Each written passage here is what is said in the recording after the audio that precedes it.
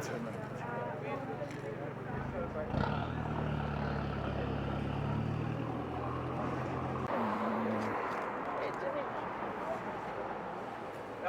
definitely. You don't see it on the occasion. Right, gathered here this morning at the Waipawa Town Hall for the 2023 Anzac service. Service will be held here, and then a march down to the cenotaph. Appears to be a pretty good gathering at this stage. Ian and I gathered here earlier to get a shot of the Texans and the lone Spitfire flyover. Obviously they had a tight schedule, and it was just a fly past down to Otani, back to Takapau, and then back to Ahakia.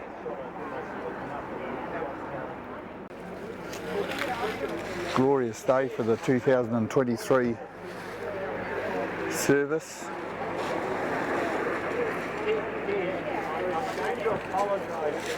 Interesting, great turnout. You're a regular at the Waipawa service? We used to go to the dawn parade at Otani. Yes. We've shifted to Waipawa. Okay. So before we come here. Yeah.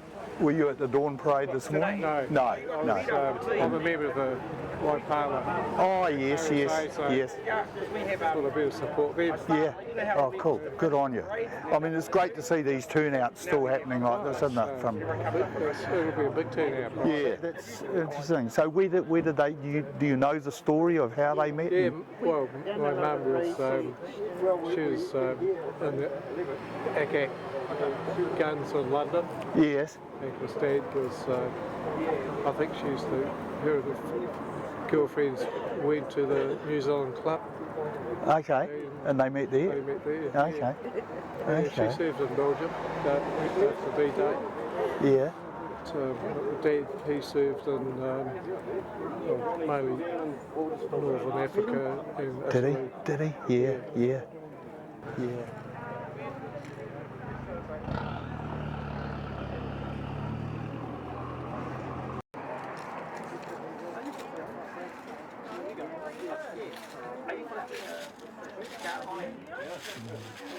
My ancestor came out from Candy Cork Island in 1834, and his name was William Morris. He had the yes. station at Cape Kidnappers. Did he? Yeah. The Iron Pot at Napier Yes. was one of his. Was that right? Yeah. That's I'll go around interesting. and pick it up one day. Yeah. Oh, that's.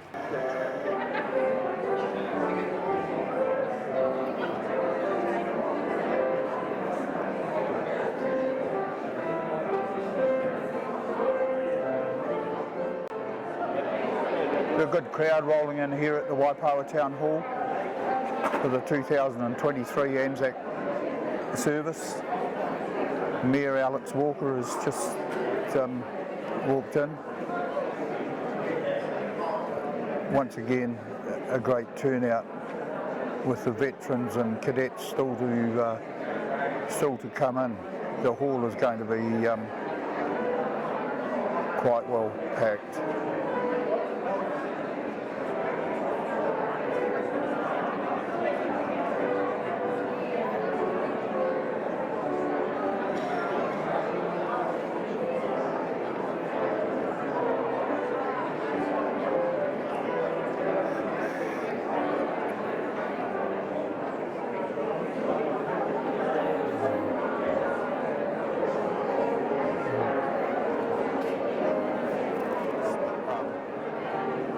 Some of the older war veterans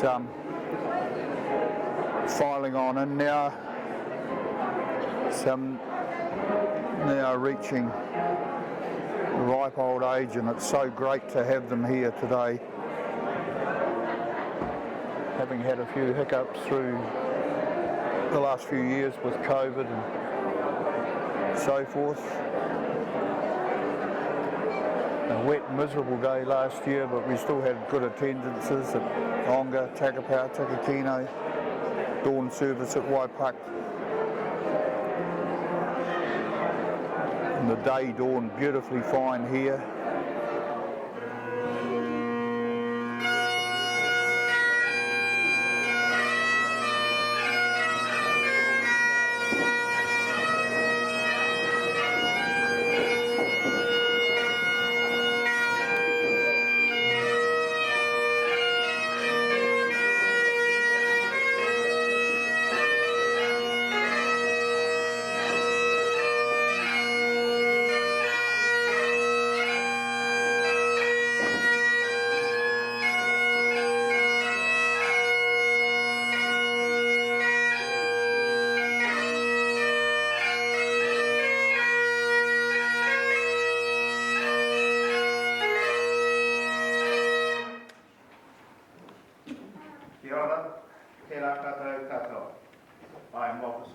President of Central Hawke's Bay District RSA. So please be seated.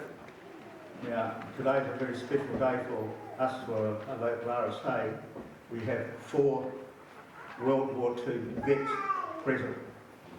We're one of the few RSAs with that distinguished record at this stage. And they will be formally introduced by Maitland.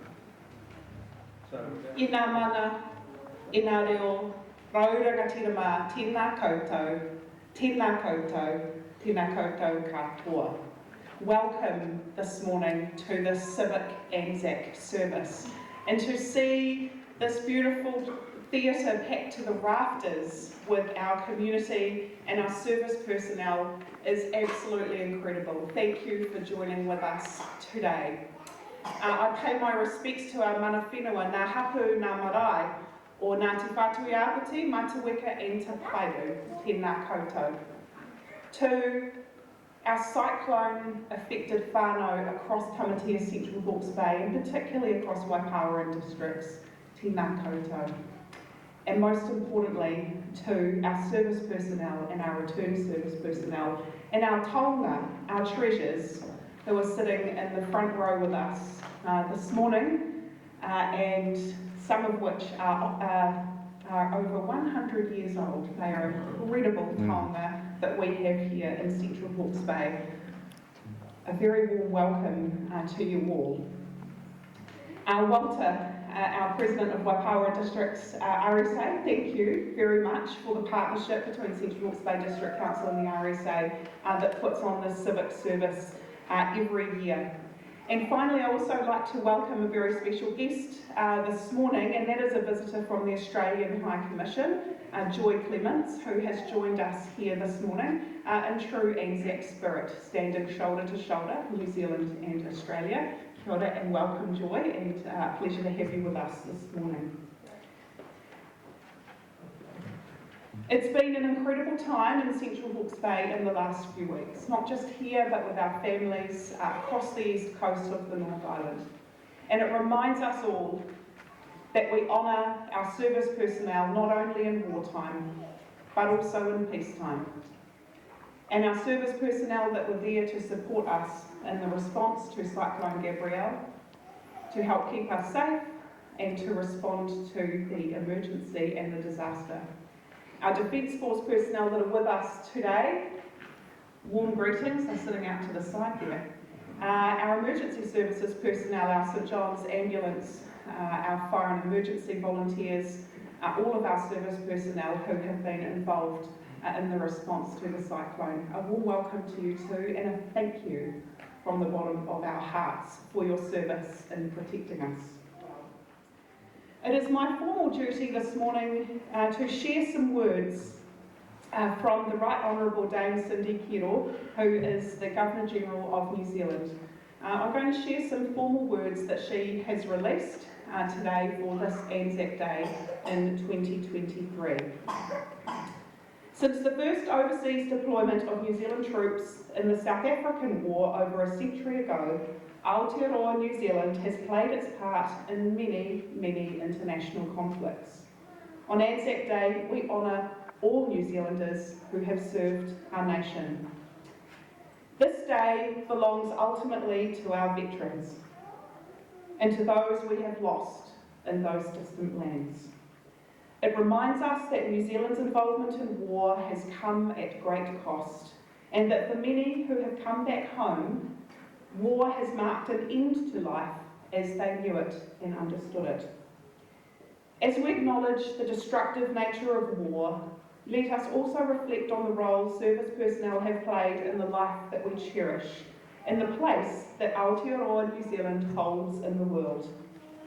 In conflict, New Zealand has earned a reputation for courage and honour, a reputation built on the actions of individuals in the heat of the moment, in difficult and in trying circumstances. In the wake of the devastation wreaked by recent weather events, I want to give special acknowledgement to the role undertaken by members of New Zealand Defence Force in taking care of New Zealanders in emergency situations, working alongside local agencies to provide help where it is needed most. I want to acknowledge too all of those private citizens who in the hardest of times have pitched in to help others, sharing food, labour, equipment, or quite simply, aroha. In all of these acts of caring and generosity, the Anzac spirit lives on. On Anzac Day this year, as always, I feel proud to be a citizen of Aotearoa, New Zealand. Those were the words of Her Excellency, the Right Honourable Dame Cindy Kero, Governor-General of New Zealand. And I can't help but reflect her final words there. This year, as always, feeling proud to be a citizen of Aotearoa, New Zealand. But for me personally, also proud to be a citizen of Tamatea Central Hawke's Bay on this day.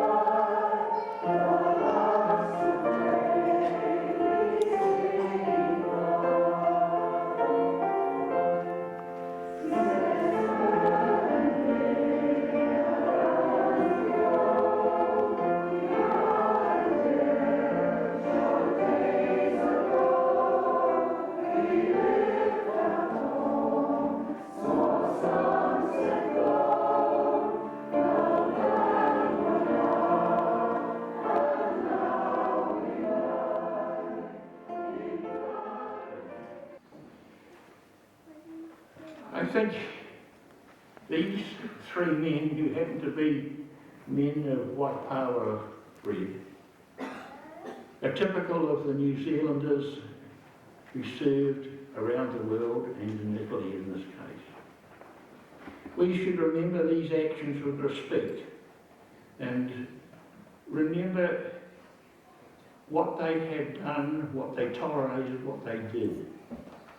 These men have been great, and if it hadn't been for them, we may even be speaking Japanese or German here as a standard language. They weren't from Auckland, they weren't from Christchurch or Wellington, or Napier or Hastings. They were from Waipawa, and they looked after and grew up in Waipawa as young men to go on to fight for their country. Now, some of them are here today. We have got Ken Shield, I hope there's somewhere. Ken, would you be able to stand for me? Jack, can you stand? Thank you. If you'd like to stand. Les is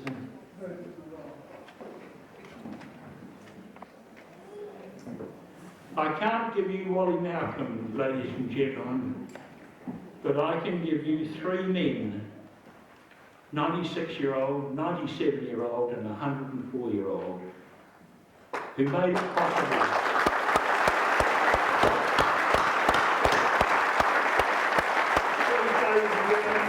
Now consider the applause.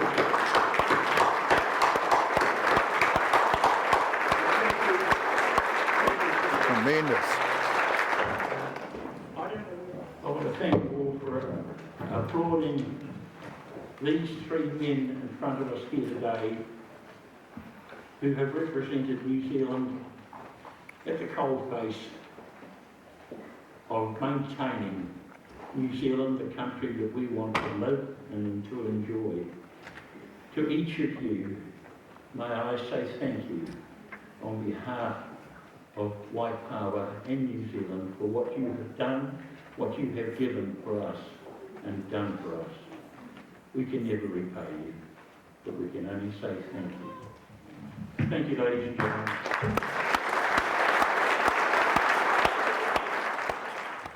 Thank you, Maitland. I just like to reiterate on behalf of Waipawa say that those words are echoed right throughout the association. Okay. Now, could you please stand and we'll have the hymn for Anzac Day. Please stand. Thank you.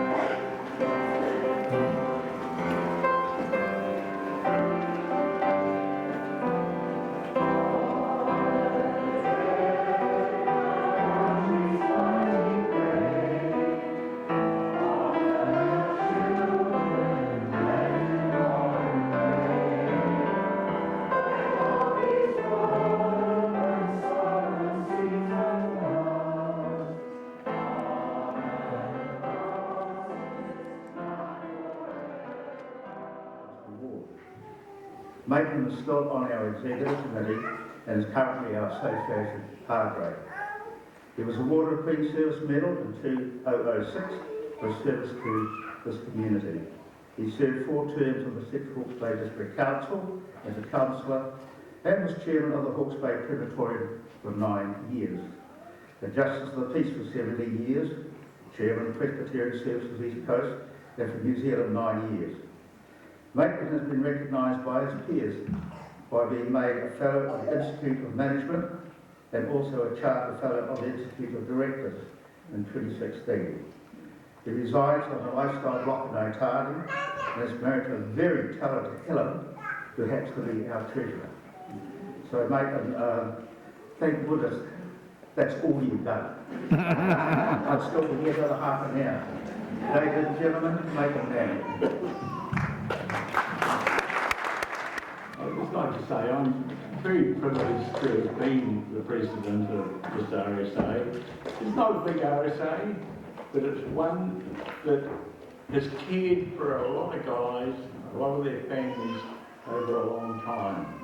And I have really enjoyed being involved and watching what work has been done here and in the RSA movement. I thank Walter for his kind comments, and as I reflect on the association of our Waipawa and District RSA members have had, the relationship they've had with the CHP, with the council and its predecessors. Walter himself was a councillor for a term of 24 years. He was deputy mayor for 2 terms, and he's possibly the longest serving councillor that our council has ever had. Other RSA members and presidents, namely Bill Bennett, who some of you would remember was mayor, Harry Limbrick was mayor, and also he was also president of our RSA. Cyril Harker, MP, was a president of our RSA. Frank Robertshaw, 3 terms as a councillor and with our RSA. Michael Waite, who many of you will know, had 5 terms as a councillor. He had 2 terms as deputy mayor.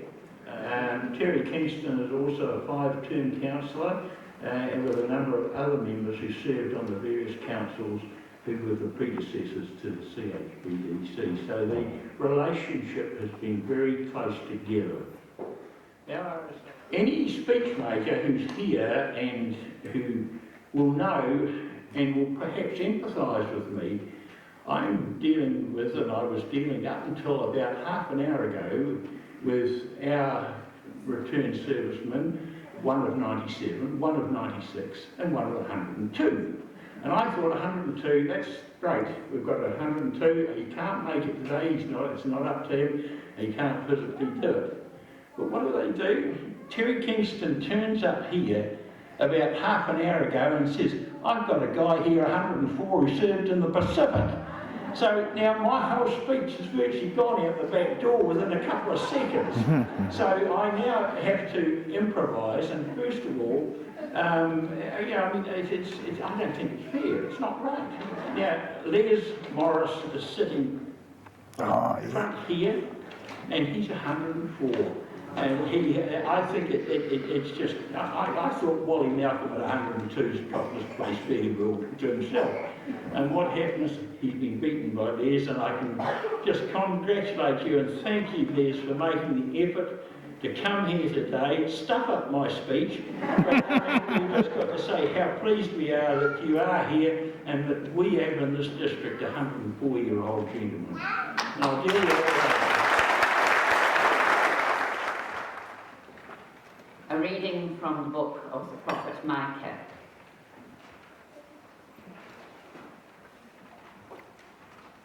In days to come, the mountain of the Lord's temple shall be established as the highest of the mountains, and shall be raised up above the hills. Peoples shall stream to it, and many nations shall come and say, Come, let us go up to the mountain of the Lord, to the house of the God of Jacob, that he may teach us his ways, and that we may walk in his paths. For out of Zion shall go forth instruction, and the word of the Lord from Jerusalem. He shall judge between many peoples, and shall arbitrate between strong nations far away. They shall beat their swords into plowshares, and their spears into pruning hooks. Nation shall not lift up sword against nation, neither shall they learn war any more. But they shall all sit under their own vines and under their own fig trees, and no one shall make them afraid. For the mouth of the Lord of hosts has spoken. Gracious God, as we thank you for the peace and security we enjoy in this country today,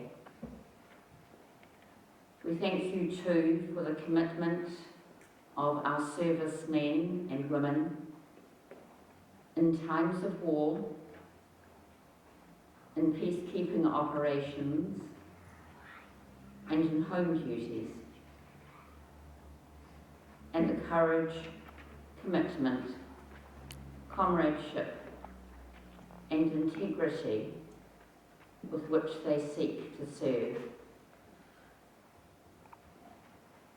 Today especially, we remember before you those who have given their lives in the service of freedom, all who were taken prisoner, all wounded in body, mind, or spirit.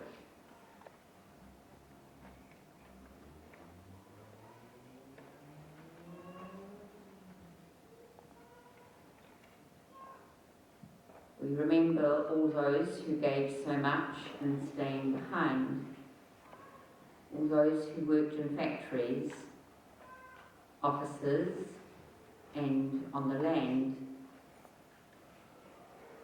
And we pray for the innocent victims of aggression and injustice throughout the ages.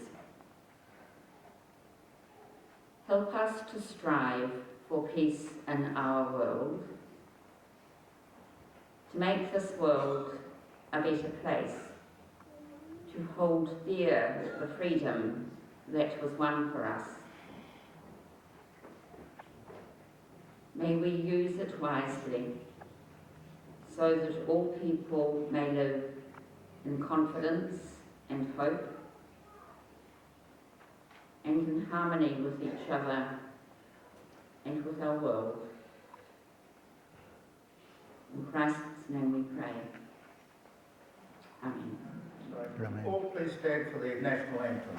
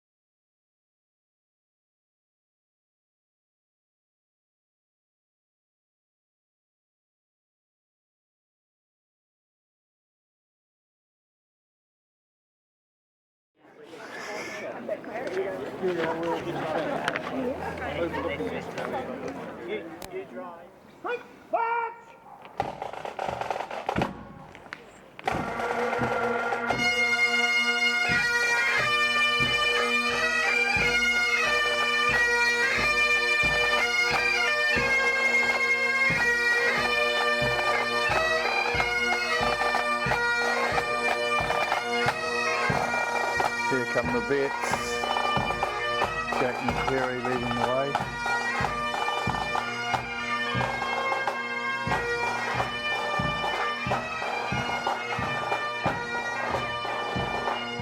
Tremendous turnout. Cadets,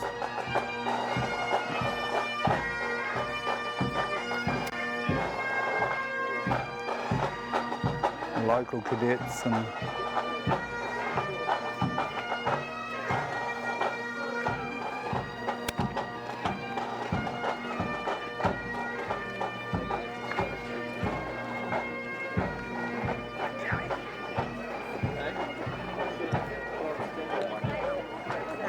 and now the general public. Great turnout of them as well.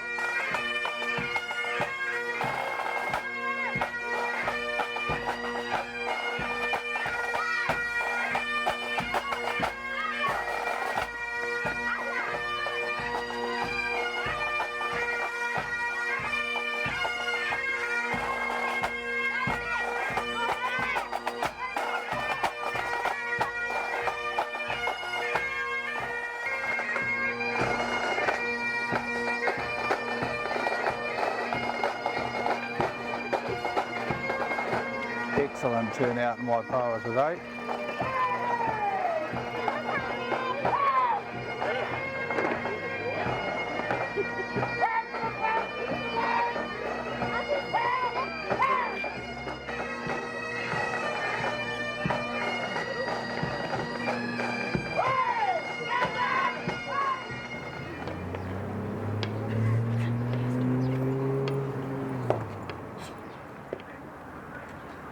They shall grow not old, as we are left to grow old. Age shall not weary them, nor the years condemn. At the going down of the sun, and in the morning, we will remember them. We will Remember them.